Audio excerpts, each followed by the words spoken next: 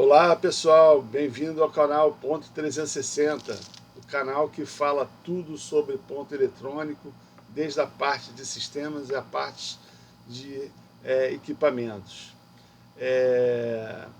Gostaria de pedir a vocês, caso vocês gostem, de deixar um like, se inscrever no canal e ativar o sininho para receber novas atualizações. Hoje o tema que nós vamos falar é um tema bastante interessante, empolgante, e que talvez já tenha passado até pela cabeça de vocês. Vocês conhecem banco de horas? Já escutaram falar sobre banco de horas? Sabem o benefício e os riscos de usar um banco de horas? É isso que eu vou falar hoje no canal, ok? Então vamos lá.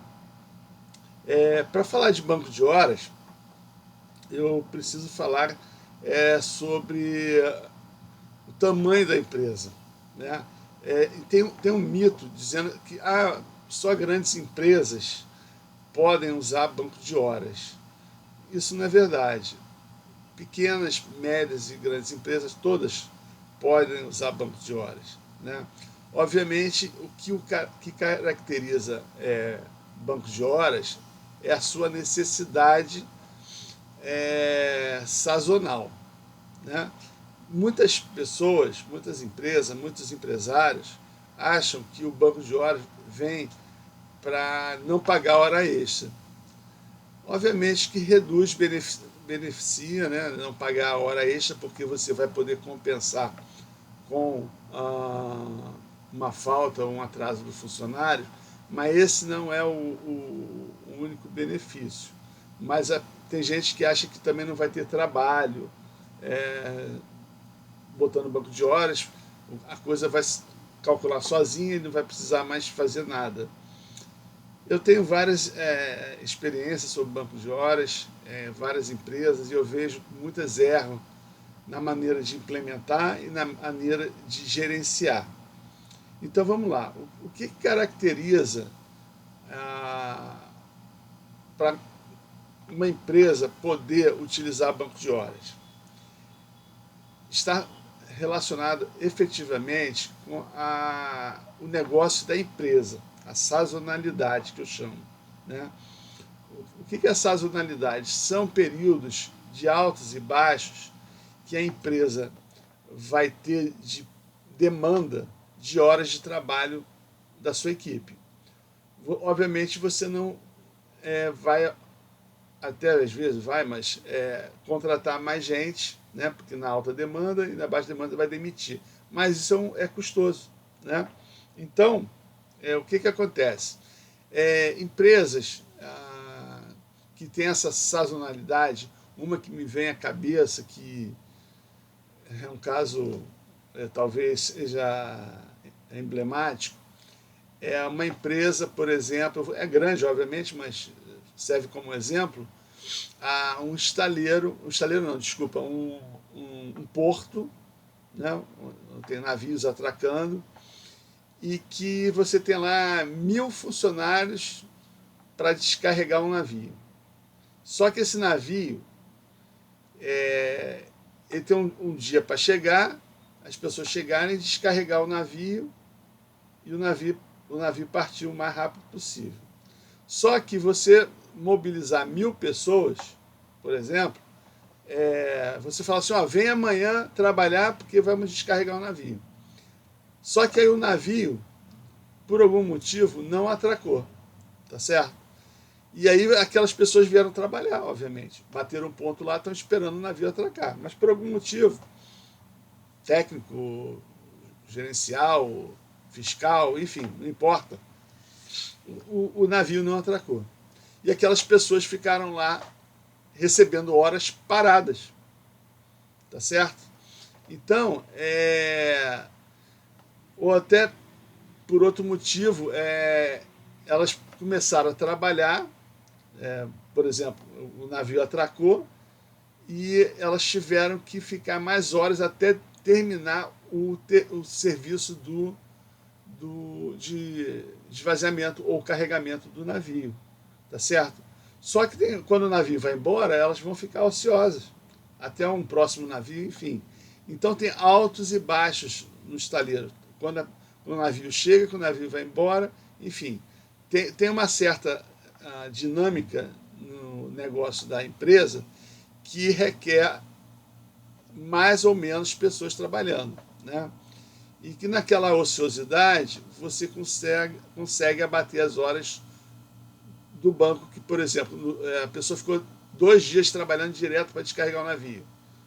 Aí não tem navio.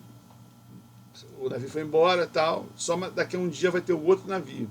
Aquela pessoa vai ficar lá esperando sem fazer nada? Não, você manda ela para casa, fala, ó, você vem amanhã, que amanhã vai ter navio. Só que quando ela foi para casa esperar o próximo navio, aquelas horas que ela fez extras a mais para descarregar o navio já vão ser abatidas. Então esse equilíbrio de horas a mais e horas a menos vai beneficiar o empregado, que não vai ser mandado embora por causa dessa ociosidade, às vezes maior ou menor, e o empresário, que também vai poder controlar aquelas horas extras maiores ou menores, podendo abater, né? Então, quer dizer, os dois lados ganham, né? O funcionário ganha pela estabilidade e a empresa ganha pelo fluxo de caixa dela. Só que o que acontece? Estou falando de empresas, um estaleiro, mas a gente pode estar falando, por exemplo, uma loja final de ano que tem uma demanda alta de Natal, né? Então essa demanda alta, e daqui a pouco acaba o Natal, mais um mês, tal, aí já cai as horas, então a pessoa consegue, claro, tem que ter altos e baixos sempre. Não é uma vez na vida, outra na morte, tá? Tem que sempre ter um ciclo de altos e baixos para poder compensar a utilização do banco de horas, tá? Então, dependendo do negócio, você tem que ver se o teu negócio se enquadra nessa característica. Senão, não vale a pena usar banco de horas. Porque o que acontece no banco de horas? A regra diz o seguinte: você tem um período para pagar aquelas horas. Então, vamos supor, o banco, dependendo do sindicato, vai depender de muitos fatores. Mas vamos supor que tem um sindicato que ele diz que é 1 ano o banco de horas, validade do banco de horas, 1 ano. Então, você tem 1 ano para que aquelas horas sejam compensadas, né? Ou para mais ou para menos. Então, quando chegar em 1 ano, no final de 1 ano, né, o ideal para a sua empresa é que o banco esteja praticamente zerado. Ou seja, você não deve horas ao funcionário, nem o funcionário deve horas para você. Porque se você estiver devendo horas para o funcionário, você vai ter que pagar efetivamente aquelas horas que estão no banco para o funcionário em extras. E para o funcionário, se ele estiver te devendo horas, não você, mas o funcionário, ele faltou muito e está te devendo horas, dependendo da regra de negócio, você não vai poder abater do salário dele. Então é prejuízo. Vamos supor que você tem que demitir uma pessoa e essa pessoa está te devendo, sei lá, 100 horas. Um exemplo. Como é que você vai te descontar 100 horas? Dependendo da regra do sindicato, você vai ter que assumir esse prejuízo. Entendeu? Então, tem que ter muito cuidado para usar banco de horas. Tem que ser uma regra clara, tanto para o funcionário quanto para a empresa. Tem que usar, obviamente, um sistema que possa fazer esse acompanhamento de forma periódica, né? Esse período vai depender muito do negócio, mas é quase que uma coisa diária, né? Porque tipo assim, ô fulano, estou vendo aqui que você tem muitas horas, vai para casa, está vendo que está ocioso o negócio, ele vai. Aí tu já sabe que semana que vem vai ter uma demanda, aí vai uma estratégia que você, o gerente de RH, ou do próprio departamento, ele vai ter. Por quê? O que ele pode fazer? Ele pode, de acordo com o planejamento de horário dele, ele pode falar assim, olha, eu vou deixar essa ociosidade que eu vou mandar o cara para casa, ele vai ficar me devendo horas, sei lá, 10 horas, 20 horas. Não não pode aumentar muito a dívida, né? Mas quando chegar a demanda da hora extra, que você já sabe que vai acontecer, aquelas horas você já consegue abater. De forma que você consiga sempre manter o banco num patamar mínimo de 0 horas, por exemplo, que é o ideal, né? Quer dizer, você não deve para o funcionário não te deve horas. Esse seria o ideal. Mas se você chegar lá, sei lá, 10, 15 horas, não tem problema, né? Porque isso aí você ganhou esse fluxo de caixa ao longo de 6 ou 1 ano, enfim, dependendo do tempo que teu banco vai perdurar. Como eu já falei, se passar do contrato anual, se for anual, essas horas, se o fiscal pegar e você não cumprir esse pagamento, fazer zerar esse banco, o que vai acontecer? O fiscal vai exigir que aquelas horas que estão no banco até aquela data sejam pagas em hora extra e vai autuar a tua empresa porque você não cumpriu o prazo para efetivamente cumprir o banco, né?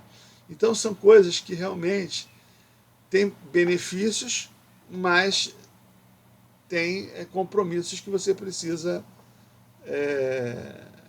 estar atento. Eu falo muito para os meus clientes que é o seguinte: quando eu comparo com banco mesmo, banco financeiro, tem um gerente lá, ele fica de olho na tua conta.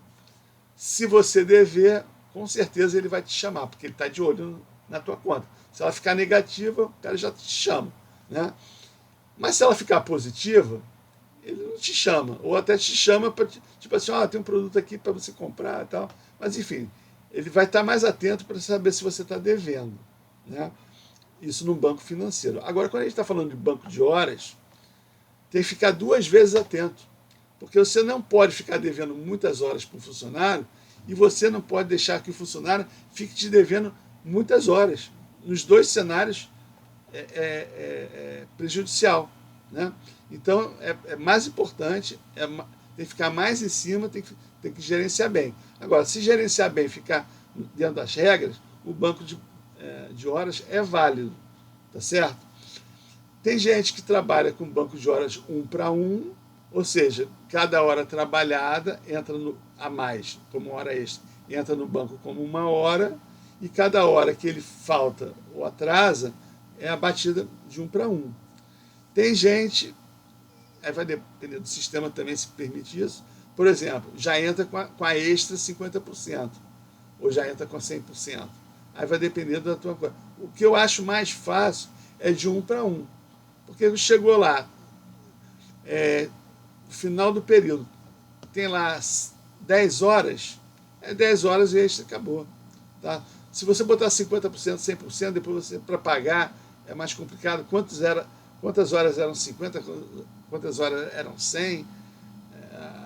Aí tem gente que vai falar que a falta, 1 hora falta é diferente de 1 hora extra, né? Então, eu acho que o 1 para 1 é o mais comum e que mais faz sentido, né? Agora, o que acontece? Quando você adquire um sistema de ponto eletrônico, esse recurso tem que estar lá no sistema. E cada sistema tem uma maneira de gerenciar isso, né? Então é importante, na hora de você adquirir um sistema, saber se ele consegue, obviamente, tratar de uma forma bem clara o banco de horas. Obviamente que você, às vezes, tem que demonstrar isso para o funcionário. Olha, fulano, você está com tantas horas no banco. Normalmente, no espelho do ponto, que é aquele relatório mensal que você imprime e dá para o funcionário assinar, lá tem o saldo atual do mês. Sempre traz o saldo anterior, do mês anterior, dos meses anteriores, que ele começou, e o quanto ele terminou, né? É como se você tivesse uma conta bancária, esse mês eu comecei com R$1.000 e terminei com R$1.100, ou eu terminei com R$800. menos, gastei mais. O banco de horas também é a mesma coisa. Você vai começar lá, sei lá, com 10 horas, vai terminar com 15, vai terminar com 8, 7.